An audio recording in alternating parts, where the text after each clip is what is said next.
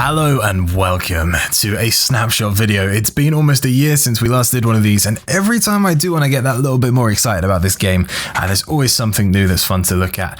I'm going to take you through the new things of this snapshot, and believe me, there are a bunch, and this isn't even all of them. We've got a whole nother dimension to go to yet. The snapshot we're looking at today is going to be 15W31B. This is for the 1.9 edition, and I'm actually very, very excited about this. So I'll quickly take you through the changes to the stuff that already exists. The first one we will go through is in here. I did notice this as well. It's not a huge change, but it's something that I think is quite cool. In resource packs, the ones that are not compatible now go red, which I think is kind of cool. Skin customization, you'll see there is another option now, and that is for your main hand. So yes, if you would like to be, you can choose to be left-handed, but this feels really, really, really weird to me, and I kind of don't like it. I'm going to be very honest. It kind of weirds me out. It doesn't feel right. Something feels very, very wrong. But there you go. It's an option if that's what you're into. I'm not, so I'm going to turn it back. But that is something small but kind of cool, and I guess the reason they did it is because of this next thing that I shall show you. Let me grab a sword. That'd be the easiest way to show you. Let's grab a water bucket, for example. You can now place things in your offhand and you can dual wield. So what I mean by that is my main hand is of course my right hand, my offhand would be my left hand. So by pressing the F button on my keyboard, that will swap whatever I have selected to my offhand. So I can swap the water bucket over there, I can swap the sword over there, and one thing that does mean is you can now juggle things. So if I kind of spam my hands at the same time, you can kind of juggle, which I thought was very amusing. So this kind of prioritizes what's in your right hand over what's in the left hand as to what the clicking does. For example, if I put a block in my left hand, this will prioritize whatever is in my right hand over when I right click. So if I right click now, I'm going to place water because that's what's in my right hand. If I had them swapped and right click, that's going to place the block because that's what's in my main hand. However, if there is another function to the left hand, you can use the right click of it depending on the items. It's kind of confusing and it's very, very situational, but you can still use the blocks in your offhand. So for example, in this case where I have nothing in my right hand, I can place water that's in there. Kind of like that. One thing that I have found which is pretty cool, obviously this is mostly meant for combat and things like that. One thing I have found that's cool is for building. So for example, if you're using two blocks at once, I could be building, quickly swap with F and go back, so you don't have to kind of move things about a lot. I think that's going to be kind of cool for building. I think that's going to save a lot of time from sort of scrolling back or using your numbers or however people like to do it. But there you go, there's quite a big change. Now, I'll be very honest, I didn't like this change. I hated the idea of it. Using it now, I don't mind it too much. I think I'm going to try and steer a little bit clear of it because I don't really see much benefit from it, but no doubt I'll end up using it as I do with every single thing in this game that I don't like at first. Next thing we will go over is the potions. So the potions, this is something I'm assuming is a bug. We do have to remember most things in the snapshot probably will end up being a bug and taken out or something like that. But when I middle click to select what's in here, they turn to splash water bottles. I don't know whether that's something I've missed before and that actually always happened, but that's what's happening at the moment. So let me just grab these potions instead. Now, what you will notice with these, if you look in the top right hand corner of my screen, we will have little notifications to tell us what effect we have on us. So for example, if we have a bad effect, that will go in the second row down just there. And if we have a good effect, it will go in the top row there. And they will last until they run out, and as they start to run out, they will start flashing, so you can keep a good eye on that. One thing I would really like is to see the timers. I don't know whether that would be a little bit overpowered, but I think that would be a very cool addition. So we'll see where they go with that. Next, the skeleton. There is some changes to the skeleton. As you probably saw, I decided to start recording because I thought it was kind of funny. He was riding on the spider, but this guy will now have a different animation. So you'll see when he's standing around, he'll have his bow to his side, and then when he's ready to kill me, he will... Hello? Hello? Well, he should. There you go. He will draw his bow. It took him a second there. He's a very good shot as well. But yeah, that's something new. Again, something small, but something I think is quite cool. And something I'm fairly happy to have in the game. It's a very small change. It doesn't really affect me too much. I think it's kind of awesome. So yeah, there's something else to look forward to. The next thing that's changed that already exists in the game is these guys. Now these are glass windows and iron bars. You will notice that they now do not go into their cross shape. This does change their hitbox as well, which was one thing I noticed. So you can kind of go all around these. This will not break farms or anything like that. You don't need to worry. When there is a block placed, they will attach to them. But when they're on their own, they will be like this. And this is going to make some very, very, very cool building things. I've actually found something using some new blocks, which I think is awesome. But I'll show you that once we get there. But yeah, that is another change. There are so many changes in this snapshot. The next thing is a new mob head. And that, of course, is the Enderdragon. So that's a grass block. There you go. You can, of course, wear the dragon head and look like an awesome dragon. And another thing as well, if you move whilst you have this on, his mouth will move, which I think is quite funny.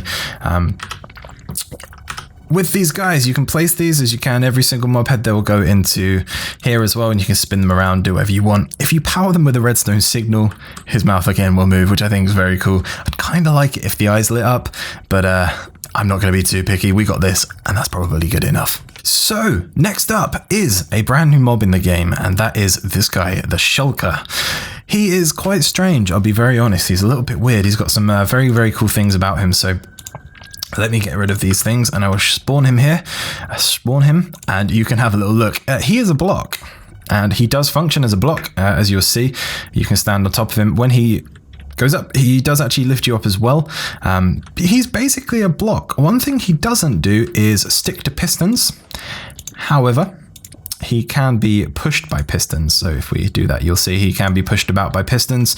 I've also noticed that if you push one of these into the other, so let's do that. Earlier they were teleporting when I did that. Today they're not teleporting. That's kind of strange. But there you go. These guys have quite a lot of health. I'm going to get rid of these two because we certainly don't need two of them. It's hard to see if I'm actually hitting one. I assume I am. They do have a lot of health, but they are definitely defeatable. Once I've killed these two guys, I will show you their attacks. So if we get a little bit of distance, you should see his little face appear. These are actually little guys hiding in blocks. If he will come out. There you go. He's facing the other way. He's kind of spinning around. But he has got a little face. So if we go into survival mode, he will attack me. I do not have much health at all, so I'll only let him attack me once. But you'll see his attack is this. He'll shoot these things. He's homing things at you, and they will follow you wherever you go. You can hit these to break them. Oh god, he's shot so many at me. But if these hit you, they give you an effect, which is levitation. So you will levitate for, I believe 7 seconds, and then, of course, you will fall. So you can see it flashing in the top right now, and you will die. Another thing that is new, you can see in your death screen what has killed you. One thing that's quite cool is you can see the unique ID of you, but you can also see the unique ID of the mob that kills you, should a mob ever kill you. So let's pick this stuff up and move on to the next thing. I think I should probably kill this guy first.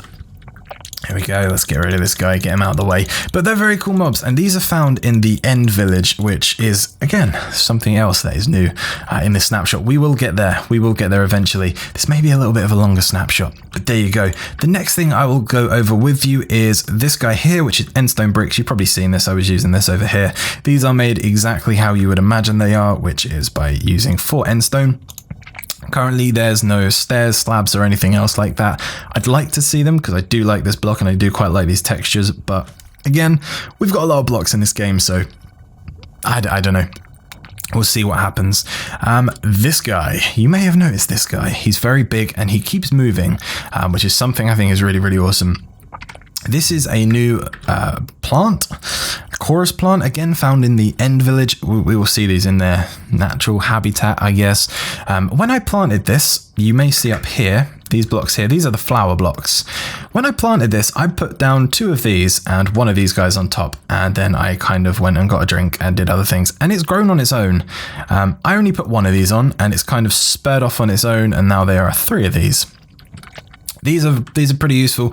These break like cactuses, so if I am to break this, I don't know if this will work in creative, we'll see. There you go. This will happen, and we will be rained on by these guys, which again is another new thing. These are chorus fruits. Now, chorus fruits are fruits And if we eat one of these in survival, you will randomly teleport. Now, you will have noticed as well, you can eat these when you are full. I believe they do heal hunger. However, if you are full on hunger, you can delete them. These are going to make very, very, very cool for PvP and things like that, I believe. They could be very dangerous because you could end up somewhere pretty bad, but also it could get you out of a very sticky situation. So that's pretty useful. So now, putting these in a furnace, I just realized I don't have any. I thought I had these out on oh, I do, they're right there. Putting these in a furnace will give you these, which are popped chorus fruit, which are just popped versions of the chorus fruit. These are what you used to build these blocks here. Now, these blocks have a bit of a silly name, but we'll go with it anyway. They're called purpur blocks. We've got purpur pillars, and we've got purpur stairs and purpur slabs. I think it's quite a bad name, but I'm not going to argue. These are made exactly how you would imagine. You turn these into the blocks, and then once you've got the blocks, you can turn these into stairs, into slabs, whatever else you want to build. And then, of course, the slabs will turn into the pillars. Pillars are directional, and as you can see here, this is the top, and that's it in all the directions. I kind of like these. It's kind of a cool color. I think it's going to go quite nicely as did the monument when we got all the monument blocks. So quite excited to see builds with these and to see these used in the vanilla game. Again, these blocks will actually be found naturally spawned in the end village. Again, we will get there. Along with these guys, which are end rods, and they do produce light, which I think is pretty cool. And these can be placed in lots of different ways, lots of different directions. They kind of, you don't get a middle piece. If you attach two together, they always go like this. So you got a top and a bottom. There's no sort of just a rod. But this is what I thought made very, very, very cool for a modern light, which I think we're going to see a lot of. I think that's really awesome. So yeah, I'm very excited to see a lot of that. But yeah, these are pretty cool. I'm quite a fan of these. I do like them. End rods. I don't believe there's a crafting recipe just yet. I believe these are harvestable from the end dungeons. Again, it's all subject to change. It probably will. But there you go. The next thing I feel people have been asking for this for a very long time, and that is a new harvestable crop. We have the beetroot. I have a feeling these might actually be in the pocket edition. I'm probably wrong on that, but I feel like they were. But these are pretty cool. You can do some pretty good things with these. As you'd imagine, you get seeds. Currently, it's kind of unclear where you get these from. They do not come from the grass, but I believe you can find these in loot chests from the Ender village. But I think that might be the only place for now. But these do exactly what you would think. You plant these, you let them grow or bone meal them. You break them, obviously not in creative, and you will get yourself a beetroot, which is this little guy. The beetroot will turn into a rose red should you put him in a crafting bench on his own. Or aside from that, if you get yourself a bowl and you get yourself 6 of these guys, you can make yourself a beetroot soup, which is obviously an edible item, which is very, very, very cool. I'm always up for more harvestable things. I like farming, so that's okay with me. Next up, one thing I think a lot of you PvP fans are very excited for, and I have a feeling this is going to change UHC for... well, I don't know whether to say better or not, but it's going to be very, very, very different. And that is the bow and arrow has changed quite a bit. I feel like it's a lot smoother. I feel like I kind of like it. Arrows are very bright all the time, and you can see them at all points. I can't tell if this is intentional because it looks like they're not being affected by light. So this could be a bug. It could be on purpose so that it's easier to see them. It looks like you can see them further off into the distance as well. So it could be intentional, but there you go. One thing that is going to be slightly different now, and I'll get onto what these are in just a second, is the way that the arrows are selected. Now, because there are so many different types of arrows, which is a new thing, I'll get onto that in just a second, it seems like the bow will prioritize whatever is closest to being the first slot. So for example, if I had this here and this here, this is closest to the first slot, so it will prioritize this. So if we shoot now, it'll be the normal arrows. However, if for example this was here and this was here, it would be the golden arrows. That seems to be the way it works. I could be wrong, but that's kind of, oh, that is a spectral one, so maybe it's yeah, I'm really not sure. I thought it was randomized, but I don't really know. I'm not quite sure how it chooses which one it is, because obviously with more than one type of arrow, you'll have more than one in your inventory. One thing I do know is if you select it in your offhand, it will use that one. So that is definitely something to note. So the way it probably will work is that you'll have to swap them around and then you'll be able to use whatever you want. So the new arrows, I will show you in here. That'll be the easiest way. They all have the potion effect, so you will see that there is a potion effect for everything. There's even this guy, which I've put out here. It says water. I couldn't figure out what this meant. It didn't actually do anything when I shot myself or zombies with it. I have a feeling it might actually be water breathing, but it didn't make itself very clear. The other new thing is this spectral arrow. This spectral arrow, I think, is really, really awesome and is going to make for a lot of fun in PvP. If we shoot something, for example, this skeleton, you will notice that I'm a very, very, very bad shot. He will highlight himself. So if we are behind blocks, we will be able to see through the blocks and see where this guy is.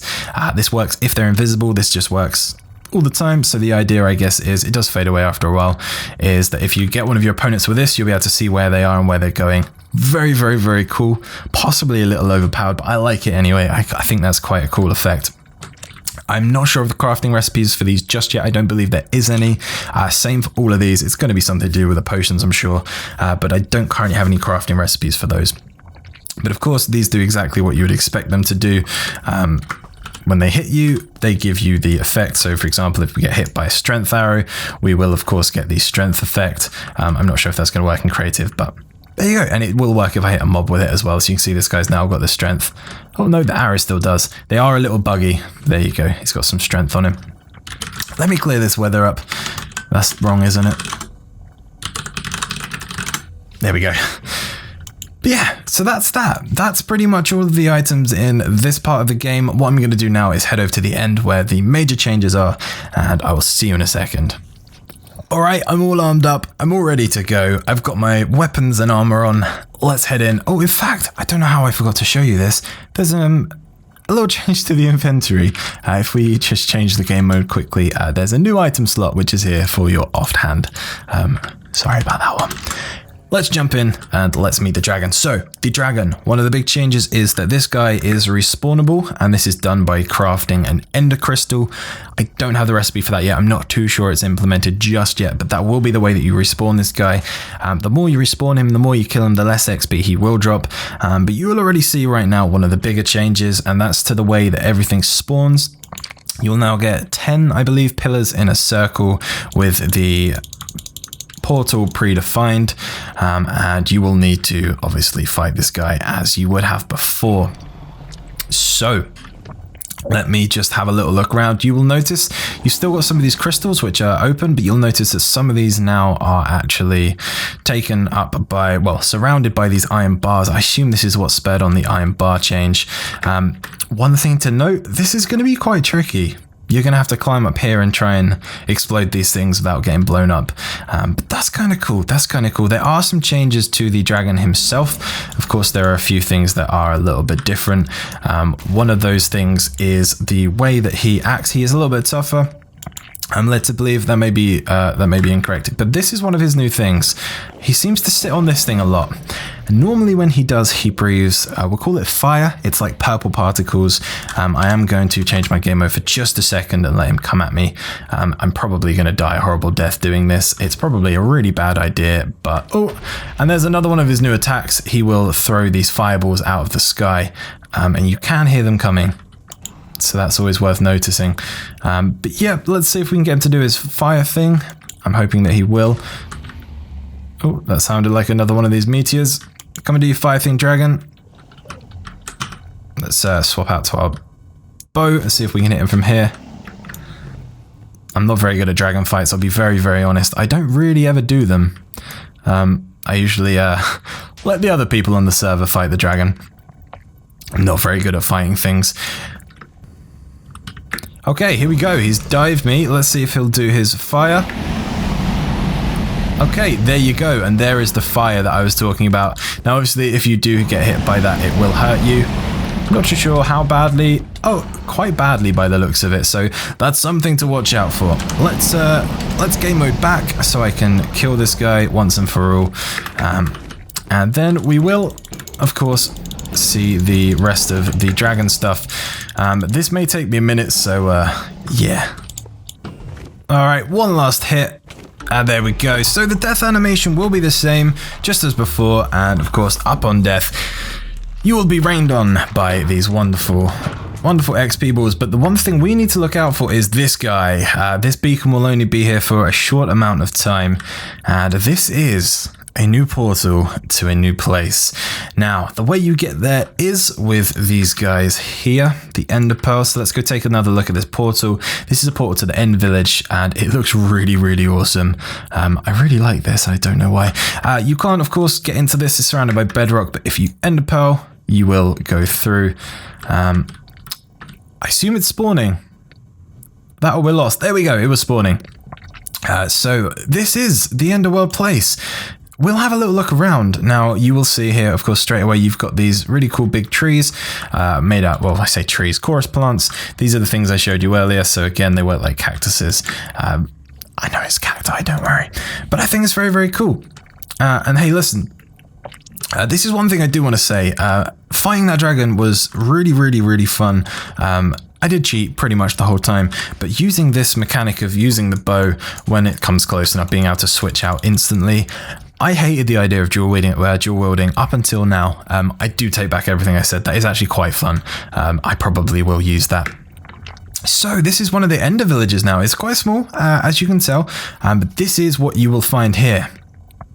And now this will have lots of cool stuff. I believe they can get bigger than this. I think this is quite a small one, actually. I think we got a little bit unlucky on this. I believe there should be a doorway.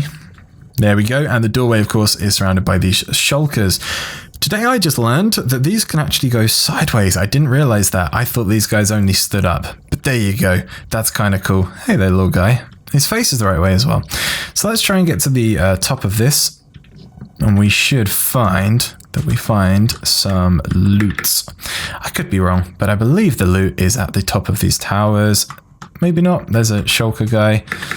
No, but hey, look, there are banners and there are these end rods, and if that is not enough loot for you, then I think you, I don't really know where I'm going with that. But there you go. There you go. I'll end up on my way out. I don't believe we're going to find too much else. We may find a couple more of these. I believe a few people have done a lot of exploring, and apparently the further away you get, the less there is. So that is something to notice. Now, of course, you're going to want to remember your way back because that's where your portal is. And if you ever run out of ender pearls, you're probably in the right place.